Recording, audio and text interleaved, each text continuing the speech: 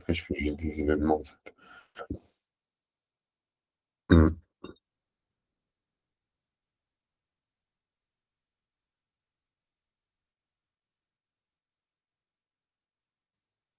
OK, bon. OK. Hop,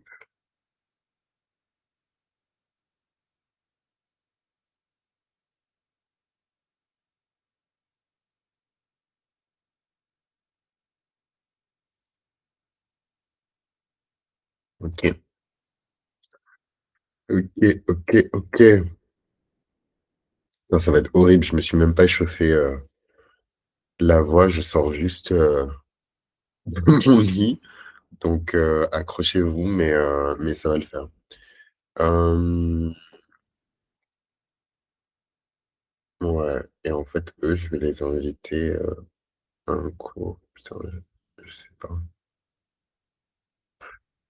I don't know.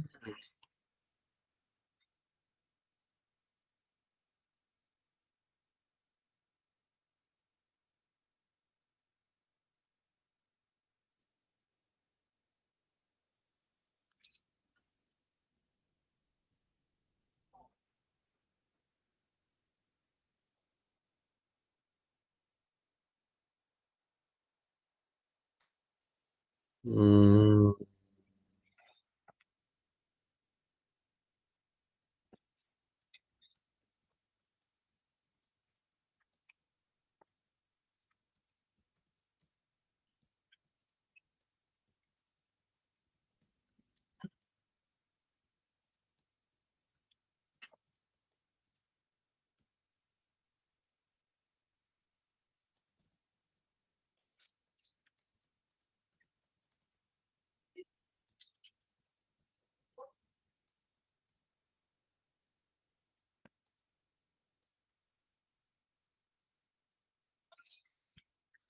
voilà, comme ça mes gens,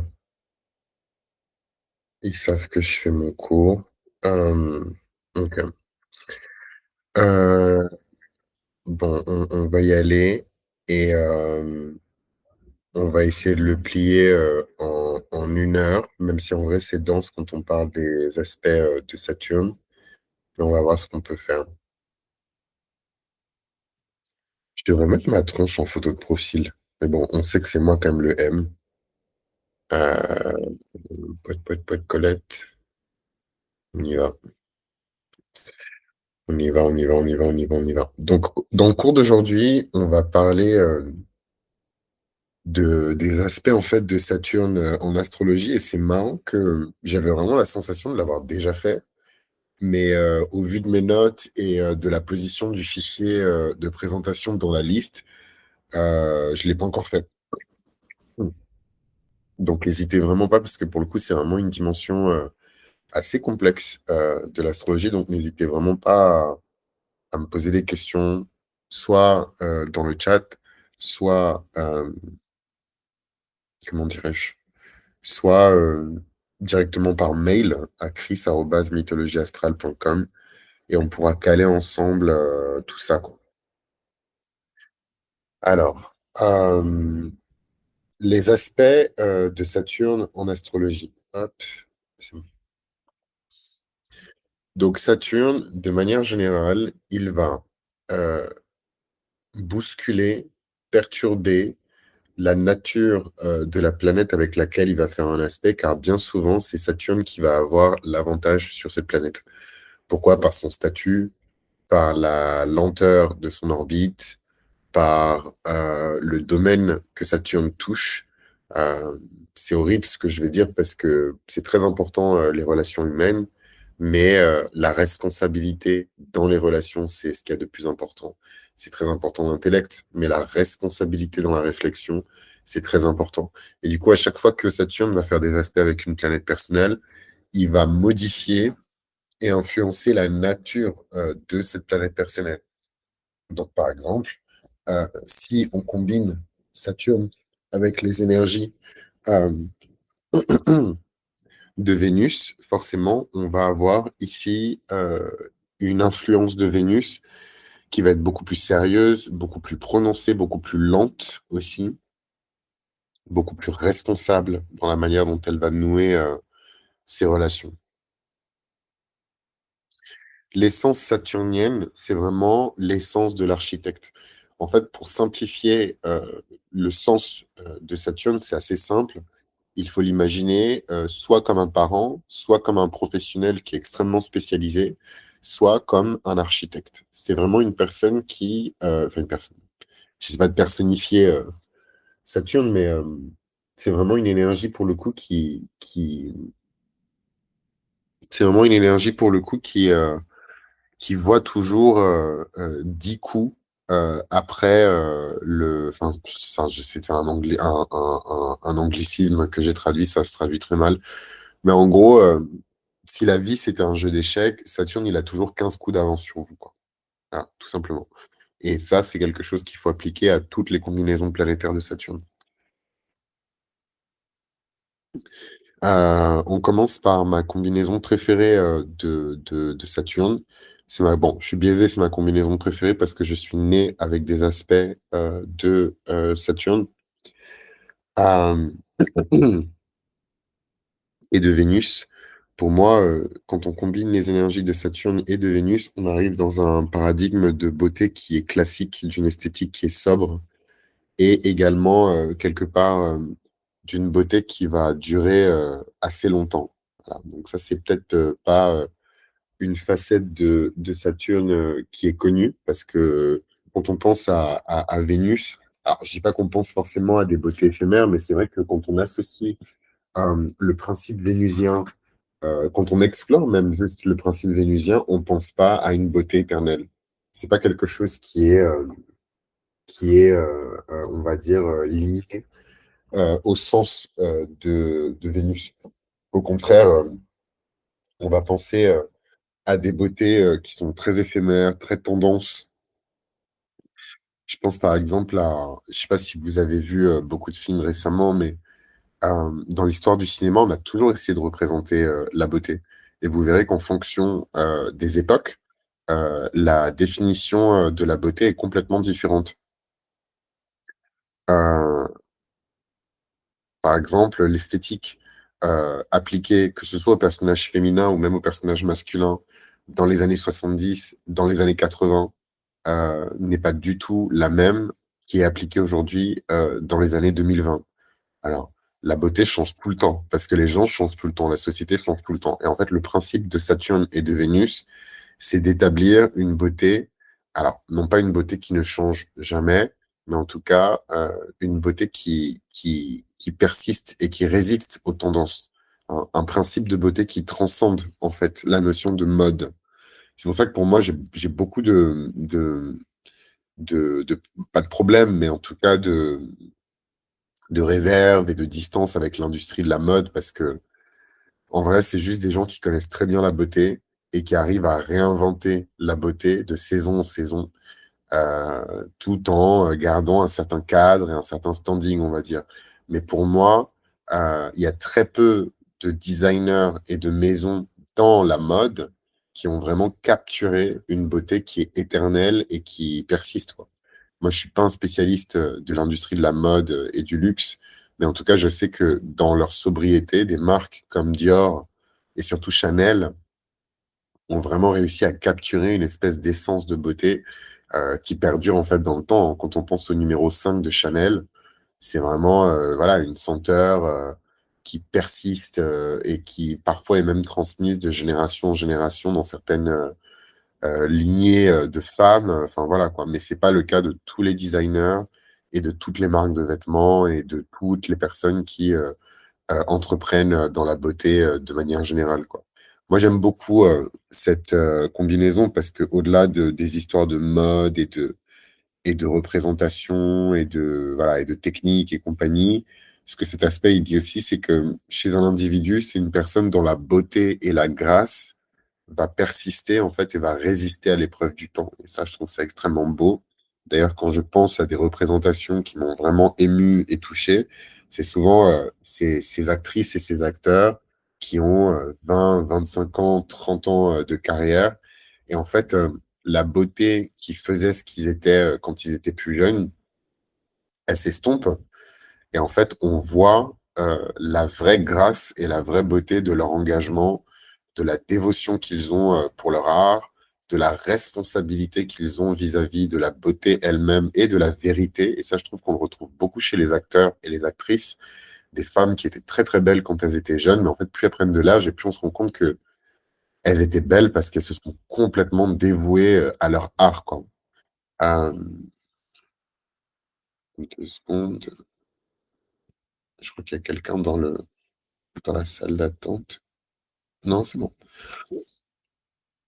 Et bon, il y a plein de les gens ne sont jamais d'accord sur, qui est une bonne actrice, qui est une mauvaise actrice, donc je vais pas commencer à donner, des noms, mais il y a plein d'exemples comme ça, d'hommes, de femmes, qui incarnent ce principe de Saturne, et de Vénus. Je suis content, je l'ai pas fait trop long ce cours, hein. Donc l'harmonie, de putain, c'est chiant, je trouve qu'il me trahit un peu mon PowerPoint. L'harmonie, de Saturne et de Vénus, puisque vous vous doutez bien qu'il y a aussi des aspects qui sont disharmonieux. C'est une élégance qui est minimale et c'est un très grand raffinement intérieur.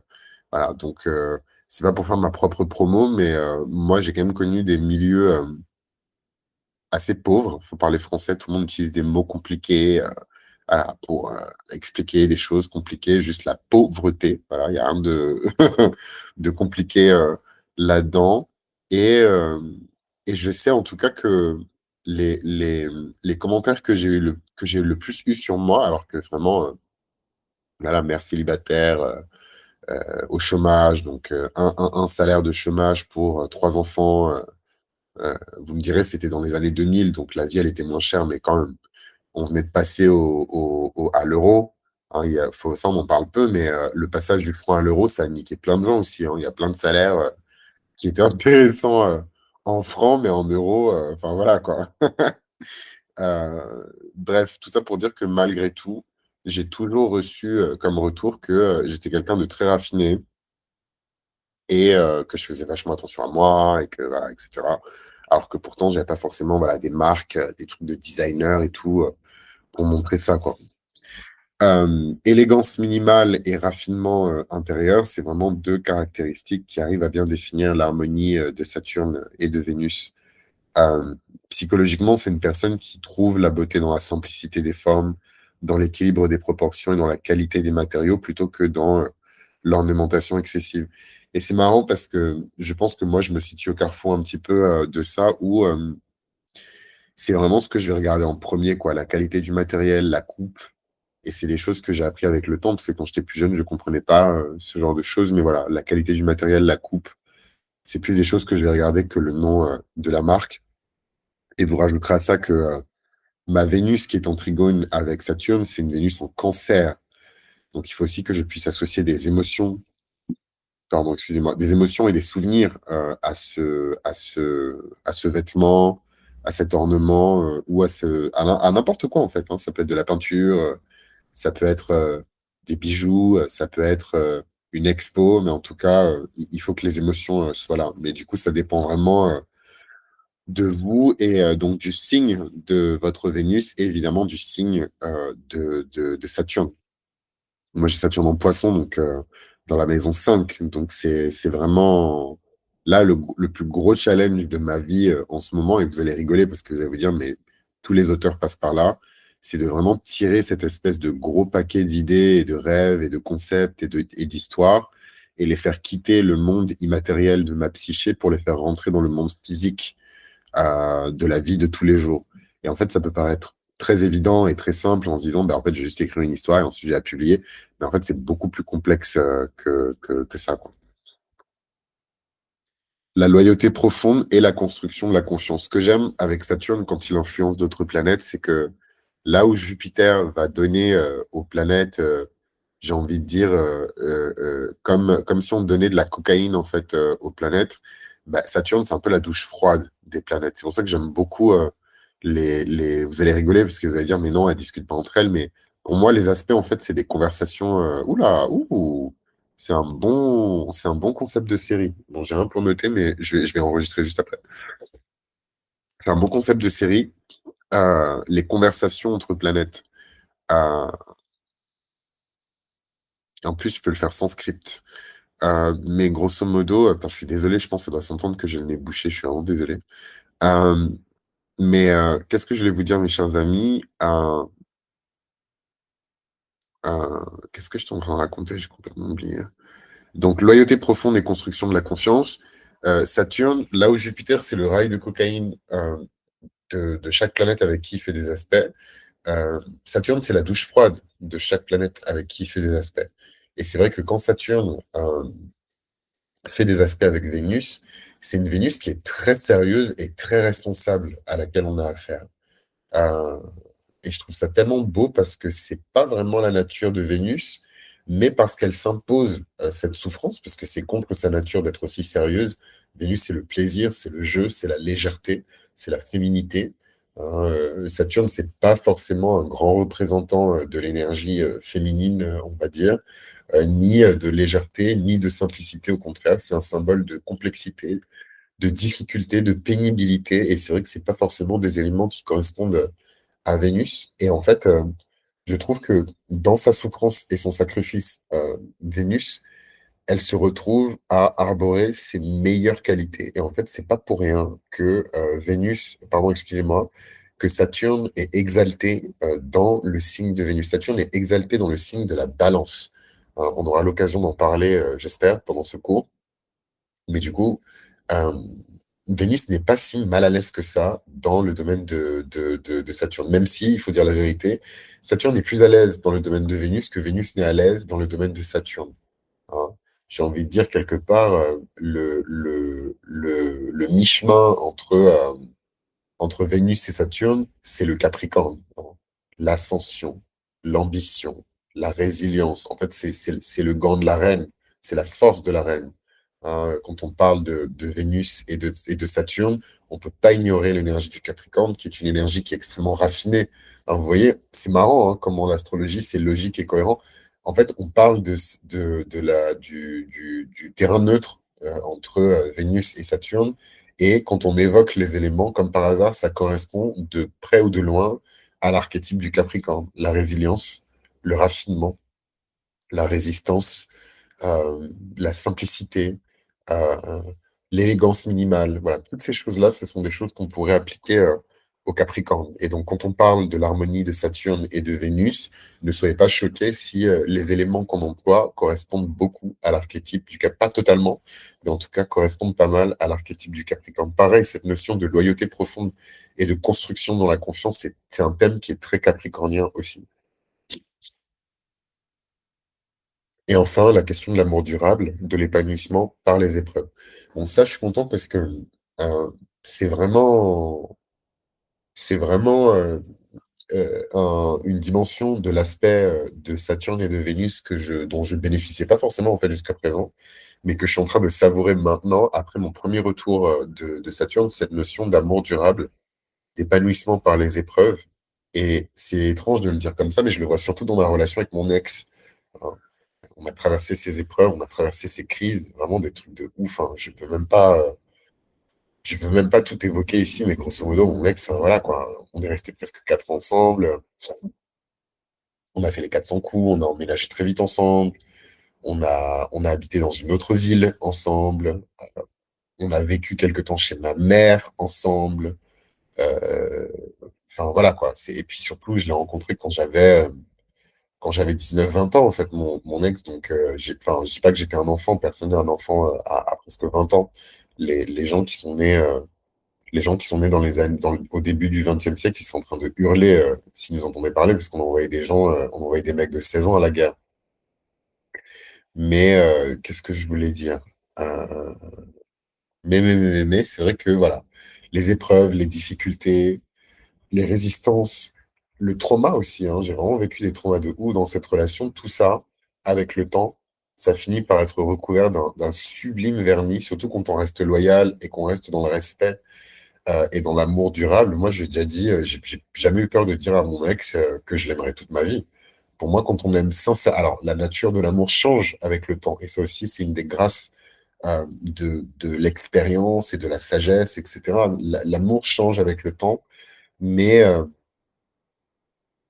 donc, en fait, je pense que c'est cet épisode-là que je vais publier C'est cet épisode-là que je vais publier sur le podcast, je vais pas réenregistrer et tout, face caméra, alors que je peux publier cet épisode-là. Non, non, je vais publier cet épisode-là. Hem, donc je disais, le le pour moi, quand on aime sincèrement quelqu'un, l'amour qu'on éprouve pour la personne ne disparaît pas. En fait, il va pas partir en vacances ou se mettre en grève, s'il est vraiment sincère et qu'il est basé sur de bonnes intentions, il n'a aucune raison de disparaître. On ne peut pas détruire l'amour. Par contre, on peut changer la nature de l'amour. C'est ça qui est triste en plus dans l'existence humaine et dans l'expérience humaine de manière générale, c'est que vous seriez surpris d'être étonné, mais vous seriez surpris d'être étonné, mais beaucoup de manifestations de haine, de jalousie, d'envie, de confrontation et de conflits qu'on voit autour de nous, la base, c'est l'amour. C'est une version déformée de l'amour, mais c'est quand même de l'amour.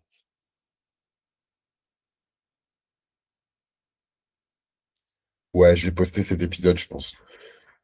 Euh, donc, quand on parle des aspects un peu plus disharmonieux de Saturne et de Vénus, on est obligé d'aborder la question de l'inhibition du plaisir, hein. Et c'est vrai que la grande dissonance Saturne-Vénus, elle peut se manifester par une profonde inhibition du plaisir et de la joie spontanée. En fait, tout ça, c'est assez triste parce que du coup, bah, c'est, on va dire, la mauvaise nature de Saturne qui est vachement dans le contrôle, qui va se manifester ici dans le domaine de Vénus. Et en fait, Vénus, elle n'a pas l'habitude de ça. Puisque jusqu'en Scorpion, ça reste une féminité qui va explorer les tabous et les interdits. Vénus est très permissive. D'ailleurs, est-ce que la permission, c'est pas un synonyme du complexe vénusien? Vénus est extrêmement permissive. Euh, c'est pas du tout le cas de Saturne. Et d'ailleurs, je pense que c'est l'un des points de toute façon, de manière générale, vous verrez, quand on explore les dissonances entre planètes, et qu'on garde en fait ce truc où on se dit qu'en fait les aspects entre les planètes sont des conversations. Si vous voulez, la rupture entre Saturne et Vénus, euh, elle peut se manifester dans le cadre d'une conversation par la notion de permission. Pour Vénus, presque tout est permis et elle va donner la permission. Là où Saturne, par défaut, ne va pas donner la permission. Saturne, il conditionne la permission. Ça ne veut pas forcément dire que toutes les Vénus sont en mode voilà, roue libre, elles vont vous laisser faire tout ce que vous voulez, mais par défaut, Vénus est permissive. Elle donne la permission, elle donne l'accès. Là où Saturne, il refuse la permission, ou alors il conditionne la permission et il refuse l'accès. Comment ça se manifeste? Parce que là, on parle de choses très complexes et un peu, enfin, pas forcément hyper complexes, mais en tout cas très méta, philo et tout. Comment ça se manifeste concrètement dans la vie de quelqu'un par le rapport au plaisir? À quel point est-ce que la personne s'autorise à éprouver du plaisir? Moi, je vais vous dire cash, hein, avec ce. Pourtant, je suis né avec un trigone de Saturne et de Vénus, donc on pourrait se dire, waouh, tu bénéficies vraiment des aspects harmonieux, mais en fait, non, moi j'ai Saturne en maison 5. La maison 5, c'est la maison de la joie de Vénus. Donc même si ce Saturne fait un aspect positif avec Vénus, qui est dans ma maison 9, euh, le fait qu'il soit dans la maison 5, ça me crée de la résistance et de l'inhibition au plaisir. Hein. Et donc c'est des choses sur lesquelles j'ai jamais vraiment communiqué, puisque bah, c'est ma vie privée et que c'est pas hyper pertinent. Mais là, pour cet épisode, c'est pertinent.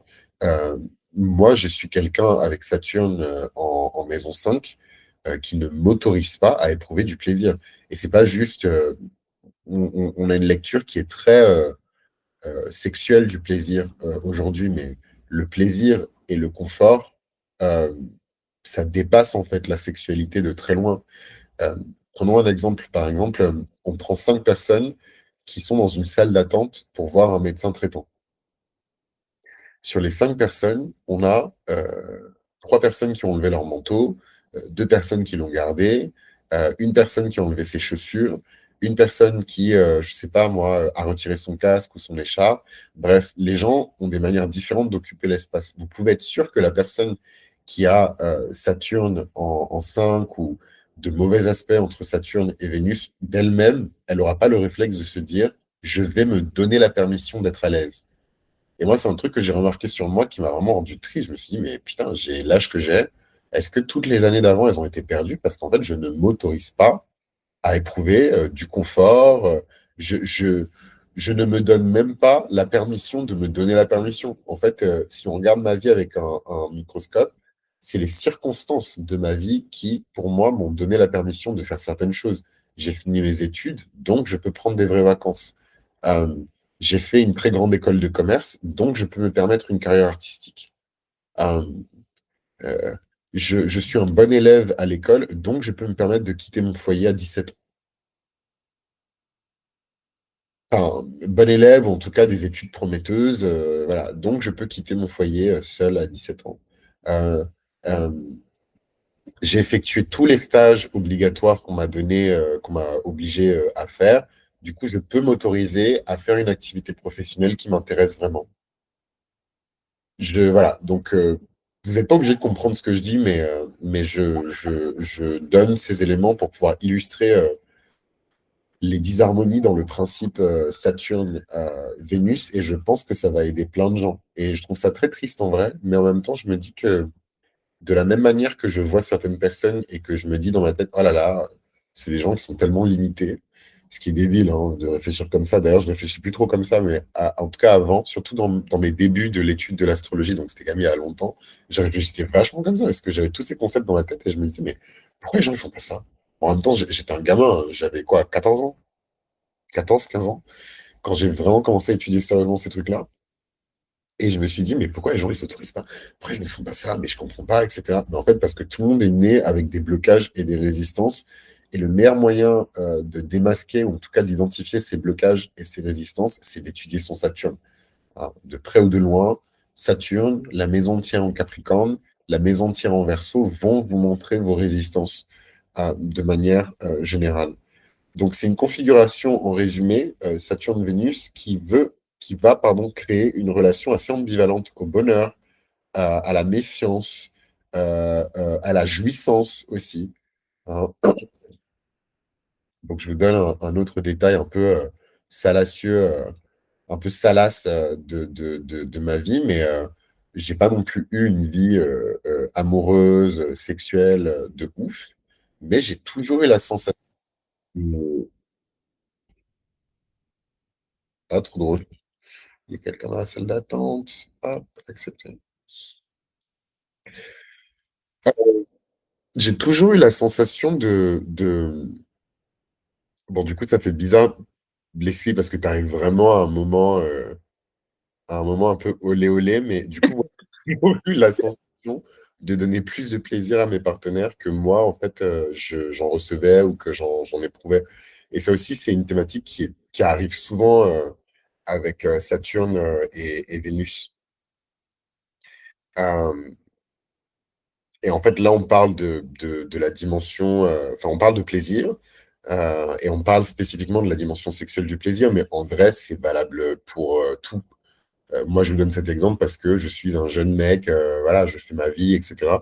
Mais on pourrait prendre l'exemple, surtout avec une Vénus, on reprend Saturne-Vénus, et cette fameuse Vénus en cancer. Attends, j'aime pas parce que des fois, je donne des exemples, mais en fait, c'est toujours ma vie, du coup, je m'auto-clash. Mais, mais, mais par exemple, c'est la mère, Vénus en cancer, imaginons c'est un Saturne en, je sais pas moi, là moi mon Saturne il est en poisson, mais imaginons que c'est un Saturne en Verseau ou en Capricorne.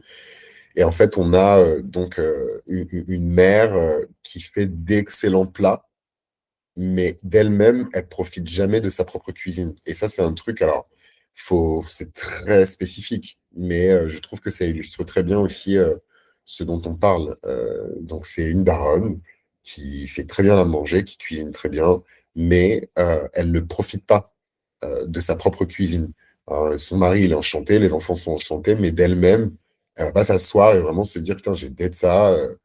Meilleure tchaboudienne, meilleure recette de ma life. Voilà, quoi. Et je trouve ça tellement triste parce qu'en fait, c'est un peu le profil d'une personne, donc Vénus, dans cette équation Vénus-Saturne, qui va créer de la beauté, mais qui ne va jamais vraiment en profiter, quoi. Elle va créer de la beauté, du plaisir, de la permission, de la légèreté.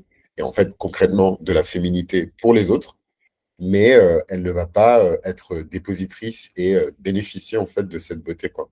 Et je trouve ça tellement triste comme configuration, mais ça fait partie des aspects disharmonieux de Saturne et de Vénus.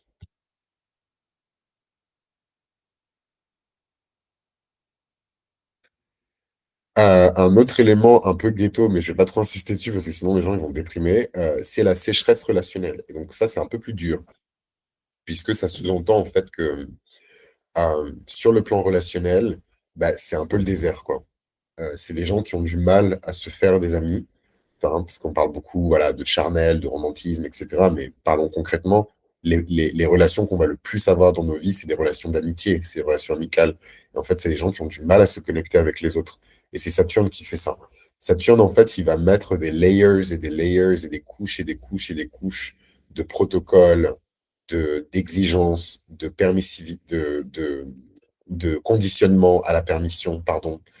Donc, là où Vénus, elle donne la permission, comme je l'ai expliqué un petit peu plus tôt, Saturne va toujours conditionner l'accès et il va toujours conditionner la permission.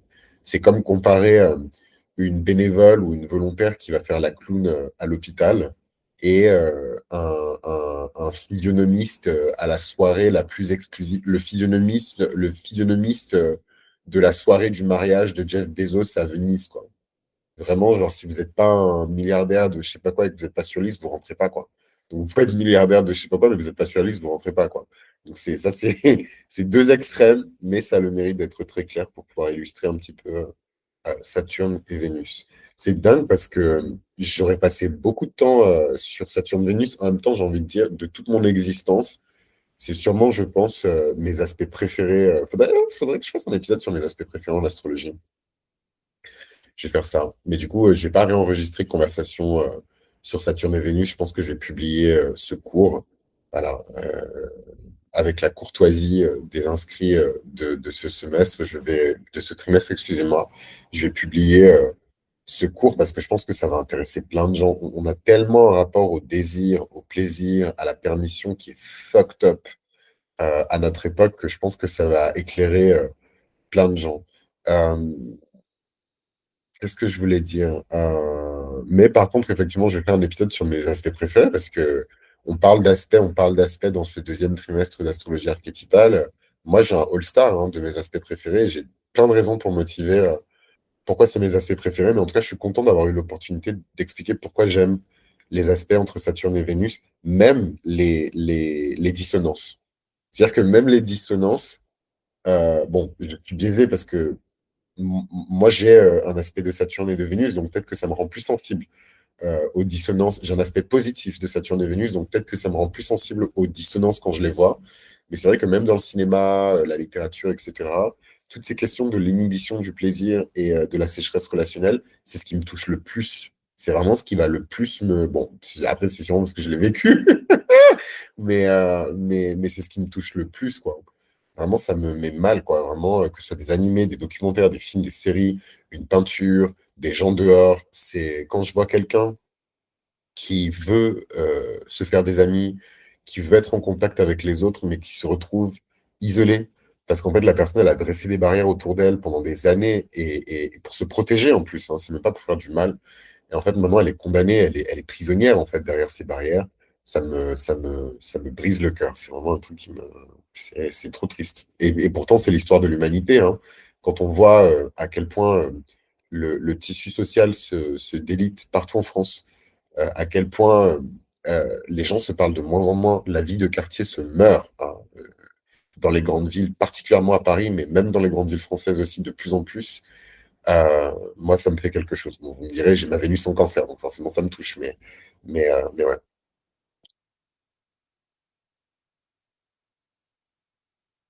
Franchement, il y a une infinité de figures archétypales qu'on aurait pu trouver pour illustrer la diade Saturne-Vénus.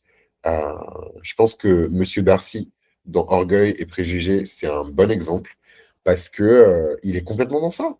Il est complètement dans ça. C'est vraiment, il est complètement dans ça. Euh, sécheresse émotionnelle, sécheresse relationnelle, inhibition du plaisir. Et je pense que c'est en ça que Orgueil et Préjugés, c'est vraiment une œuvre éternelle, quoi. D'ailleurs, je ne serais pas choqué, alors je suis pas en train de dire que... comment elle s'appelle d'ailleurs, cette go? Euh, euh, comment s'appelle l'auteur de Orgueil et Préjugés? Attendez, je vais regarder. Mon portable.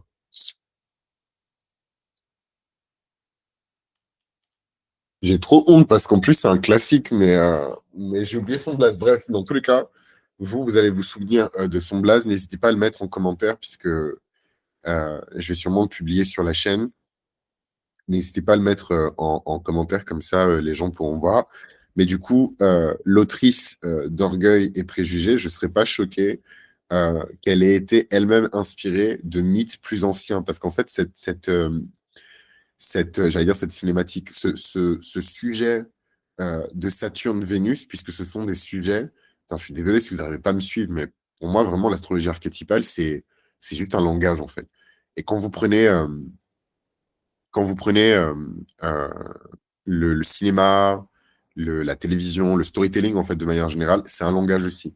Et je suis juste choqué que personne n'ait eu l'idée jusqu'à présent de combiner, en fait, ces deux langages, quoi. Mais en même temps, c'est difficile, parce que l'imagination, c'est quelque chose qu'on peut pas mesurer, qu'on peut pas prendre, qu'on peut pas découper, qu'on peut pas quantifier. Donc, mais j'adorerais, en tout cas, le faire. Je sais pas encore comment, mais j'aimerais bien trouver un moyen de concilier ces deux langages parce que les deux se parlent, quoi. Bref, tout ça pour dire que Saturne et Vénus, dans les dissonances, comme dans les harmonies aussi, c'est très beau, hein, Orgueil et Préjugés, hein. Surtout la manière dont l'histoire elle se termine. On est complètement dans les aspects positifs de Saturne et de Vénus, puisque c'est une fin heureuse, hein, donc alors que vraiment c'était mal parti, quoi. Trop drôle. En fait, ça fait longtemps que j'ai préparé le PowerPoint de ce cours, parce que j'ai déjà designé les 3 trimestres d'astrologie archétypale à l'avance. Bon, en même temps, ça fait des années que je vais enseigner, donc encore heureux. Mais ouais, Raven dans Teen Titan, franchement, je trouve qu'elle traduit trop ce truc de Saturne-Vénus, genre vraiment vulnérabilité, puissance émotionnelle contenue, distance apparente, mais en vrai, elle se préoccupe de tout le monde. Et bon, peut-être que c'est une référence qui parle pas aux personnes qui vont écouter ce cours, mais Teen Titan, c'était le frigo.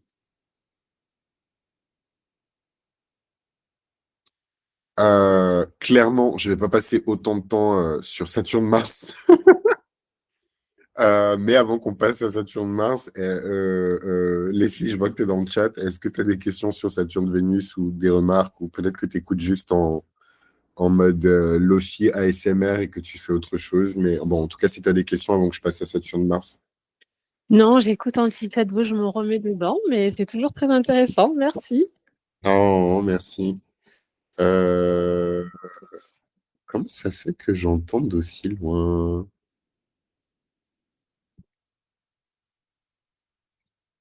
C'est mon son qui est bas? Ouais. Ok. Donc Saturne-Mars,